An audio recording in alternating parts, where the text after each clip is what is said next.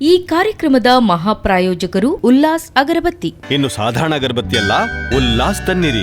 ಸಹ ಪ್ರಾಯೋಜಕರು ದಿಶಾ ಸರ್ಜಿಕಲ್ ಮತ್ತು life care. Santosh rice mills ರವರ 2 ಸ್ಟಾರ್ ಮತ್ತು ಸಂತೋಷ್ ಬಾಯ್ಲ್ಡ್ ರೈಸ್.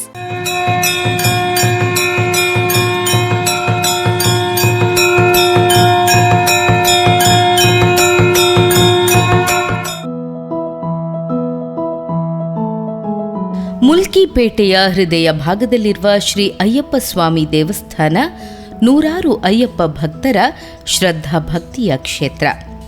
ಈ ಸ್ಥಳದಲ್ಲಿ ಶ್ರೀ ಅಯ್ಯಪ್ಪ ಸ್ವಾಮಿ ಭಕ್ತ ಸಮಿತಿಯಿಂದ ಆದ ಕ್ಷೇತ್ರ. ಇಂದು ಈ ಕ್ಷೇತ್ರ ಭಕ್ತರು ಕೇಳಿದ ವರವನ್ನು ಕರುಣಿಸುವ ಹರಿಹರ ಸೂತನ ಕ್ಷೇತ್ರ ಎಂದೇ ಪ್ರಸಿದ್ಧಿಯಾಗಿದೆ. ಈ ಕ್ಷೇತ್ರದಲ್ಲಿ ಕ್ಷೇತ್ರಪಾಲ, ರಕ್ತೇಶ್ವರಿ, ನಾಗದೇವರು, ನಂದಿಗೋಣ, ಬ್ರಹ್ಮದೇವರ ಗುಡಿಯನ್ನು ಕಾಣಬಹುದು. ಪ್ರತ್ಯೇಕವಾಗಿ ಪೂಜೆಗೊಳ್ಳುವ ಸ್ಥಳ ಇದಾಗಿದೆ.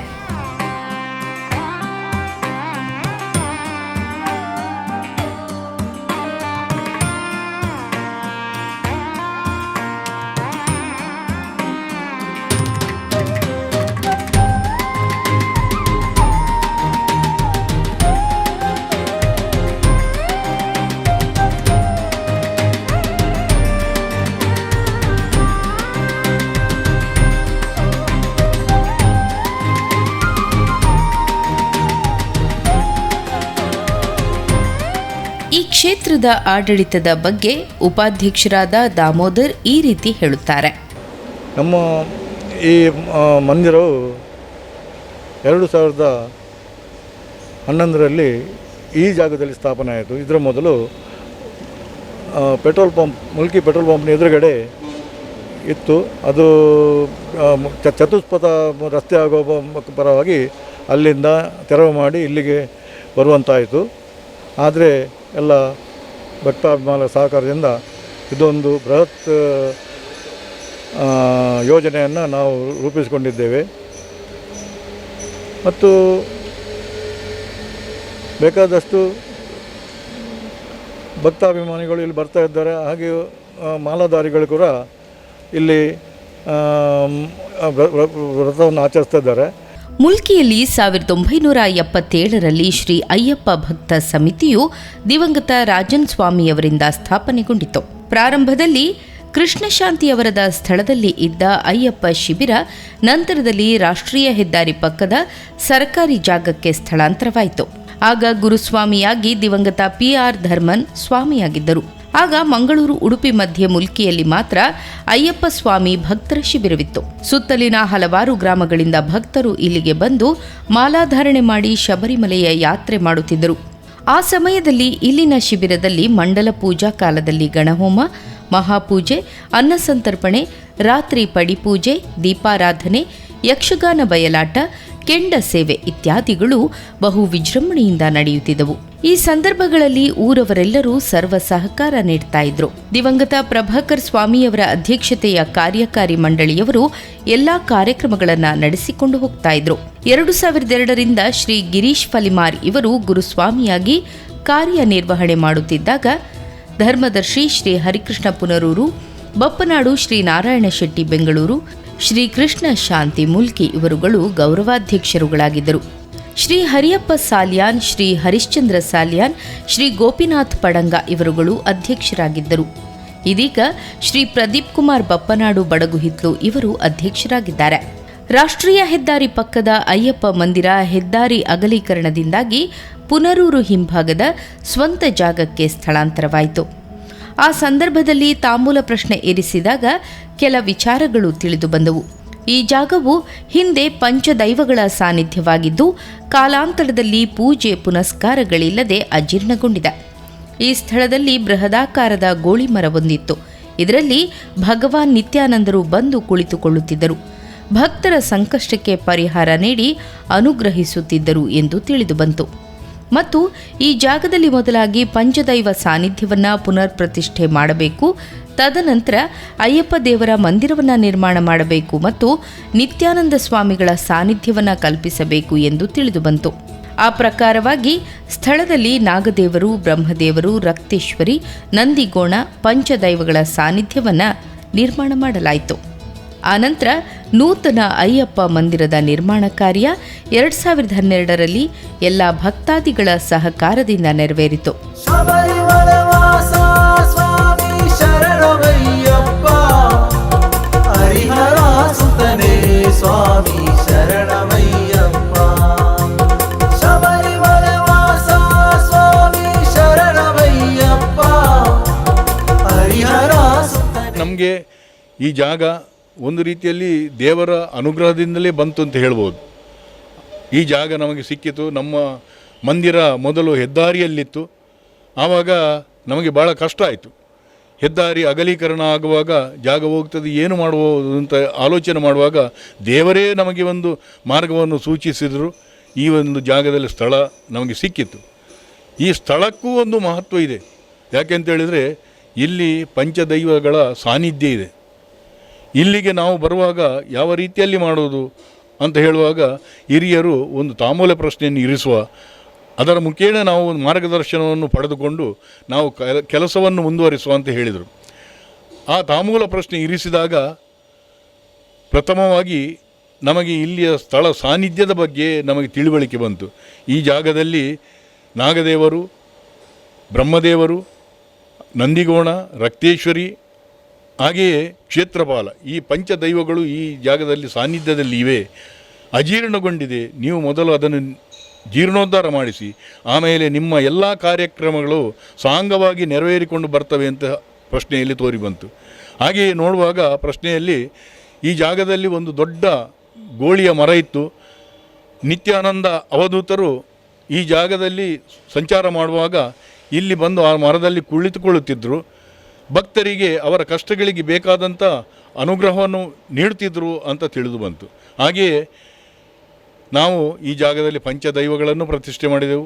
ಅಯ್ಯಪ್ಪ ದೇವರ ಗುಡಿಯೇ ಆಯಿತು, ಅಯ್ಯಪ್ಪ ದೇವರ ಪ್ರತಿಷ್ಠೆಯೇ ಆಯಿತು. ಹಾಗೆಯೇ ಈ ಸಾನ್ನಿಧ್ಯದಲ್ಲಿ ನಿತ್ಯಾನಂದ ದೇವರ ಫೋಟೋವನ್ನಿಟ್ಟು ಅವರಿಗೂ ಕೂಡ ಪೂಜೆಯನ್ನು ಸಲ್ಲಿಸುವಂಥ ಕಾರ್ಯಕ್ರಮಗಳನ್ನು ನಾವು ಮಾಡಿಕೊಂಡು ಬರ್ತಾ ಇದ್ದೇವೆ. ಇಲ್ಲಿ ವಿಶೇಷ ಏನೆಂದರೆ ಅಯ್ಯಪ್ಪ ದೇವರಿಗೂ ನಿತ್ಯಾನಂದ ಇರುವ ಸಂಬಂಧ ಕೇರಳದ ಬಡಗರ ಇಲ್ಲಿಯ ಅಯ್ಯಪ್ಪ ದೇವಾಲಯದ ಆವರಣದಲ್ಲಿ ಗಾಳಿ ಮಳೆ ಸಿಡಿಲ ಆರ್ಭಟದ ಸಮಯದಲ್ಲಿ ಸಿಕ್ಕಿದ ಪವಾಡ ಶಿಶು ನಿತ್ಯಾನಂದರು. ಹಾಗಾಗಿ ನಿತ್ಯಾನಂದರು ಬಂದು ತಂಗಿದ ಸ್ಥಳದಲ್ಲಿ ಅಯ್ಯಪ್ಪ ದೇವರ ಮಂದಿರ ನಿರ್ಮಾಣವಾಗಿ ನಿತ್ಯಾನಂದ ಸ್ವಾಮೀಜಿಯವರ ಸಂಕಲ್ಪವೇ ಇರಬೇಕು ಮತ್ತು ಶಬರಿಮಲೆಯಂತೆ ನಾಗದೇವರ ಪಂಚದೈವಗಳ ಸಾನ್ನಿಧ್ಯ ಒಂದು ರೀತಿಯಲ್ಲಿ ಯೋಗಾನುಯೋಗ ಸಂಬಂಧ. ಒಂದು ರೀತಿಯಲ್ಲಿ ಅಯ್ಯಪ್ಪ ದೇವರಿಗೂ ಮತ್ತು ನಿತ್ಯಾನಂದ ದೇವರ ಸ್ವಾಮಿಗಳಿಗೂ ಒಂದು ರೀತಿಯ ಅವಿನಾಭಾವ ಸಂಬಂಧ ಇದೆ. ಇದು ನಾನು ಪುಸ್ತಕದಲ್ಲಿ ನಿತ್ಯಾನಂದರ ಚರಿತ್ರೆಯನ್ನು ಓದುವಾಗ ತಿಳ್ಕೊಂಡದ್ದು. ಯಾಕೆಂತೇಳಿದರೆ ನಿತ್ಯಾನಂದ ಸ್ವಾಮಿಗಳು ಹೇಗೆ ಅವರು ಜನನಕ್ಕೆ ಬಂದರೂ ಯಾರಿಗೂ ಗೊತ್ತಿಲ್ಲ. ಆದರೆ ಅವರು ಬಡಕರ ಎಂಬ ಊರಿನಲ್ಲಿ, ಕೇರಳದಲ್ಲಿ ತಲಿಚೇರಿ ಹತ್ತಿರದ ಊರು, ಅಲ್ಲಿ ಅಯ್ಯಪ್ಪ ದೇವರ ದೇವಸ್ಥಾನದಲ್ಲಿ ಗಾಳಿ ಮಳೆ ಬಿರುಗಾಳಿ ಸಿಡಿಲು ಇದೆಲ್ಲ ಬರುವಂಥ ಸಂದರ್ಭದಲ್ಲಿ ಮಗುವಾಗಿ ಸಿಕ್ಕಿದವರು ನಿತ್ಯಾನಂದ ಸ್ವಾಮಿಗಳು ಅಂತ ನಾನು ಆ ಪುಸ್ತಕ ಅವರ ಚರಿತ್ರೆಯನ್ನು ಓದಿದಾಗ ತಿಳಿದುಕೊಂಡಿದ್ದೇನೆ. ಹಾಗೆಯೇ ಈ ಜಾಗದಲ್ಲಿ ನಿತ್ಯಾನಂದ ಸ್ವಾಮಿಗಳು ಬಂದಿದ್ದಾರೆ. ಅಯ್ಯಪ್ಪ ದೇವರ ಸಾನ್ನಿಧ್ಯವೂ ಇಲ್ಲಿ ಆಗಬೇಕು ಅಂತ ಬಹುಶಃ ಅವರ ಇಚ್ಛೆ ಇರ್ಬೋದು. ಅದೇ ರೀತಿಯಲ್ಲಿ ಇಲ್ಲಿ ಎಲ್ಲವೂ ಒಳ್ಳೆಯ ರೀತಿಯಲ್ಲಿ ನಡ್ಕೊಂಡು ಬರ್ತಾ ಇದೆ.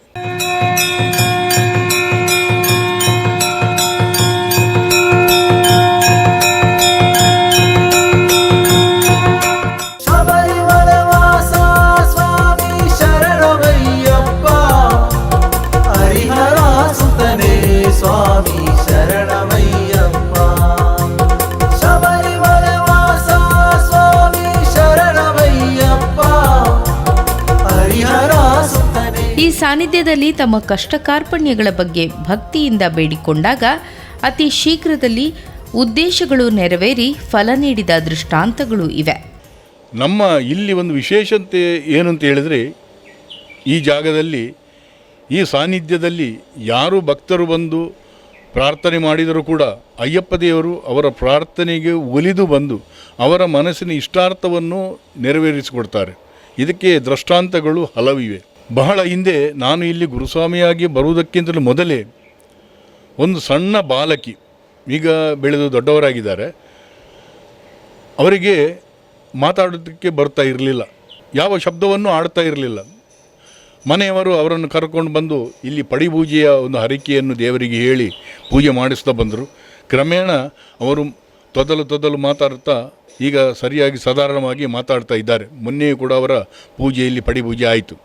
ಹಾಗೆಯೇ ಇಲ್ಲಿ ನಾನು ಬಂದ ಮೇಲೆ ಇಲ್ಲಿ ಹತ್ತಿರದಲ್ಲಿ ಫ್ಲ್ಯಾಟ್ನಲ್ಲಿದ್ದಂಥ ಒಬ್ಬರು ಹೆಂಗಸು ಇಲ್ಲಿ ಬಂದು ಬಹಳ ಕಣ್ಣೀರಿಂದ ಇಲ್ಲಿ ಬಂದು ದೇವರಲ್ಲಿ ಬೇಡಿಕೊಂಡರು. ಅವರು ಹೇಳಿದರು, ನನಗೆ ಡಾಕ್ಟ್ರು ಹೇಳಿದ್ದಾರೆ, ಅದು ಏನು ಅಂತ ಗೊತ್ತಿಲ್ಲ, ಬಹಳ ಒಂದು ಕಷ್ಟದ ಕಾಯಿಲೆ, ಆಪರೇಷನ್ ಆಗಬೇಕಂತೆ ಅಂತ ಹೇಳಿದರು. ಇಲ್ಲಿ ಕೈ ಮುಗಿದೆವು ಎಲ್ಲರೂ ಸ್ವಾಮಿಗಳು ಒಟ್ಟು ಸೇರಿ. ಒಂದು 4 ದಿವಸದ ಮರುದಿವಸ ಬಂದು ಅಲ್ಲಿ ಏನು ಇಲ್ಲ ಅಂತೆ, ನಾನು ಸೌಖ್ಯವಾಗಿದ್ದೇನೆ ಅಂತ, ಯಾವುದೇ ಕಾಯಿಲೆ ಇಲ್ಲ ಅಂತ ಡಾಕ್ಟ್ರು ಹೇಳಿದರು ಅಂತೇಳಿ ಹೇಳಿದರು. ಇಂಥ ಒಂದು ಪವಾಡಗಳು ನಡೆಯುತ್ತಾ ಇದೆ. ಹಾಗೆಯೇ ಇಲ್ಲಿ ಅಯ್ಯಪ್ಪ ದೇವರ ಮಂದಿರ ನಿರ್ಮಾಣವಾಗಿ 11 ವರ್ಷವಾಯಿತು. ಶಬರಿಮಲೆಯಂತೆ ಕಾರ್ತಿಕ ಮಾಸದಿಂದ ಮೊದಲುಗೊಂಡು ಮಕರ ಮಾಸದವರೆಗೆ ಪ್ರತಿದಿನ ಪೂಜೆ, ಪಡಿಪೂಜೆಗಳು ನಡೆಯುತ್ತದೆ. ಜನವರಿ ತಿಂಗಳ ಮೊದಲ ಶನಿವಾರ ಮಂಡಲೋತ್ಸವ ನಡೆಯುತ್ತದೆ. ಈ ಸಂದರ್ಭದಲ್ಲಿ ಬೆಳಗ್ಗೆ ಗಣಹೋಮ, ಪಂಚದೈವಗಳ ಪಂಚಪರ್ವ ಸೇವೆ, ಅಷ್ಟಾಭಿಷೇಕ, ತುಪ್ಪಾಭಿಷೇಕ, ಕಲಶಾಭಿಷೇಕ, ಮಹಾಪೂಜೆ, ಅನ್ನಸಂತರ್ಪಣೆ, ಭಜನಾ ಕಾರ್ಯಕ್ರಮ, ರಾತ್ರಿ ಪುಷ್ಪಾಭಿಷೇಕ, ಪಡಿಪೂಜೆ, ಮಹಾಪೂಜೆ ಇತ್ಯಾದಿಗಳು ನಡೆಯುತ್ತವೆ.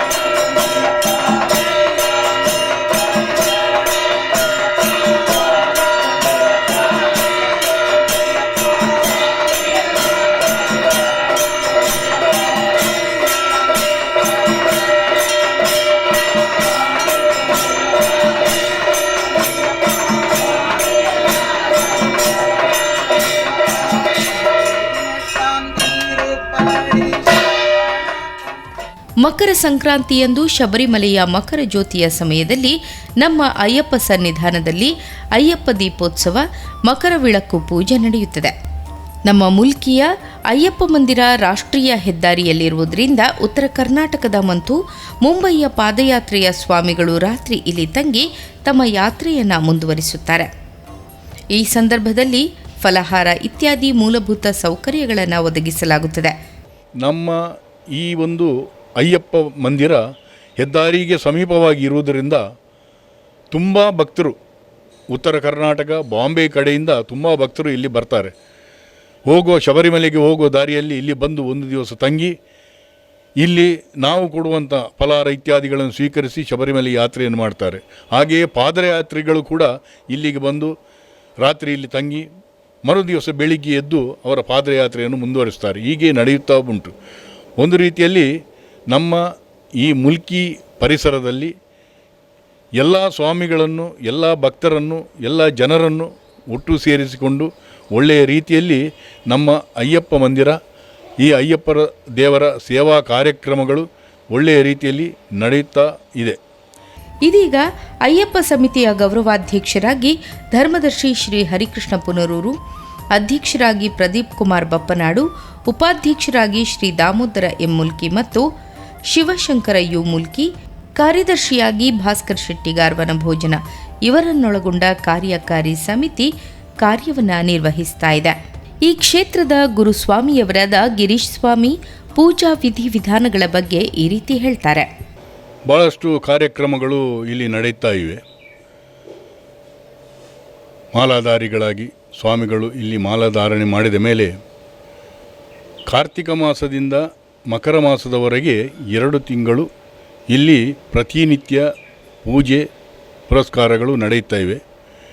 ಬೆಳಿಗ್ಗೆ ಶರಣು ಕರೆಯುವುದು, ಆನಂತರ ದೇವರಿಗೆ ಮಹಾಪೂಜೆ ಎಲ್ಲ ನಡೆಯುತ್ತದೆ. ಸಾಯಂಕಾಲ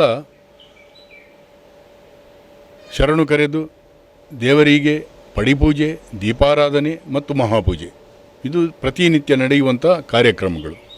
ಹಾಗೆಯೇ ನಮ್ಮ ವರ್ಷದಲ್ಲಿ ಜನವರಿ ಮೊದಲ ಶನಿವಾರ ಇಲ್ಲಿ ಮಂಡಲೋತ್ಸವ ನಡೀತದೆ. ಈ ಮಂಡಲೋತ್ಸವದಲ್ಲಿ ಬೆಳಗ್ಗಿನಿಂದಲೇ ಇಲ್ಲಿ ಪ್ರಥಮವಾಗಿ ಗಣಪತಿ ದೇವರಿಗೆ ಗಣಹೋಮ, ಹಾಗೆಯೇ ಇಲ್ಲಿ ಸಾನ್ನಿಧ್ಯದಲ್ಲಿರುವಂಥ ಪಂಚದೈವಗಳಿಗೆ ಅವುಗಳಿಗೆ ಬೇಕಾದಂಥ ಪೂಜಾ ಕಾರ್ಯಕ್ರಮಗಳು, ಹಾಗೆಯೇ ಅಯ್ಯಪ್ಪ ದೇವರಿಗೆ ಬೆಳಿಗ್ಗೆ ಅಷ್ಟಾಭಿಷೇಕ, 8 ವಿಧದ ದ್ರವ್ಯಗಳಿಂದ ದೇವರಿಗೆ ಅಭಿಷೇಕ ಮಾಡುವುದು, ಆಮೇಲೆ ತುಪ್ಪಾಭಿಷೇಕ, ಆಮೇಲೆ ಮಧ್ಯಾಹ್ನ ದೇವರ ಅಲಂಕಾರ ಪೂಜೆ ಮತ್ತು ಮಹಾಪೂಜೆ, ಆಮೇಲೆ ರಾತ್ರಿಯಲ್ಲಿ ಸಾಯಂಕಾಲದ ಹೊತ್ತಿನಲ್ಲಿ ದೀಪಾರಾಧನೆ ಮತ್ತು ದೇವರಿಗೆ ಪುಷ್ಪಾಭಿಷೇಕ ಎಂಬಂಥ ವಿಶೇಷವಾದಂಥ ಒಂದು ಪೂಜಾ ಕಾರ್ಯಕ್ರಮ ಇಲ್ಲಿ ನಡೀತಾ ಇದೆ. ಆಮೇಲೆ ರಾತ್ರಿ ದೇವರಿಗೆ ಮಹಾಪೂಜೆ, ಆಮೇಲೆ ಪ್ರಸಾದ ವಿತರಣೆ. ಇದು ನಮ್ಮ ಉತ್ಸವದ ಕಾಲದಲ್ಲಿ, ಮಂಡಲೋತ್ಸವದ ಕಾಲದಲ್ಲಿ ನಡೆಯುವಂಥ ಕಾರ್ಯಕ್ರಮಗಳು. ಹಾಗೆಯೇ ಶ್ರೀ ಕ್ಷೇತ್ರದಲ್ಲಾದ ಪೂಜೆಯ ಒಂದು ನೋಟ ನಿಮಗಾಗಿ.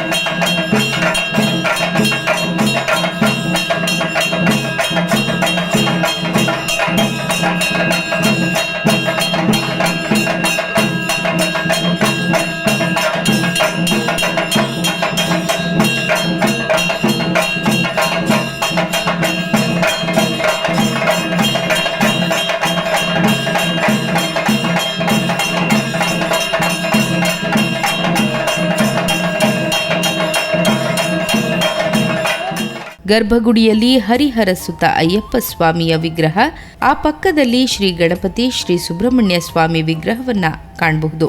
ನಂಬಿದ ಭಕ್ತರನ್ನ ಕೈ ಹಿಡಿಯುವ ಶ್ರೀ ಅಯ್ಯಪ್ಪ ಸ್ವಾಮಿ ಎಂದರೆ ತಪ್ಪಾಗಲಾರದು. ಅನೇಕ ಪವಾಡಗಳಿಗೆ ಸಾಕ್ಷಿಯಾಗಿದೆ ಶ್ರೀ ಅಯ್ಯಪ್ಪ ಸ್ವಾಮಿ ಮಂದಿರ. ಭಕ್ತರ ಬಾಳಿನಲ್ಲಿ ಬೆಳಕು ಚೆಲ್ಲಿ ದಾರಿ ತೋರಿಸುವ ಹರಿಹರ ಸುತ ಸರ್ವರಿಗೂ ಸನ್ಮಂಗಳವನ್ನುಂಟು ಮಾಡಲಿ.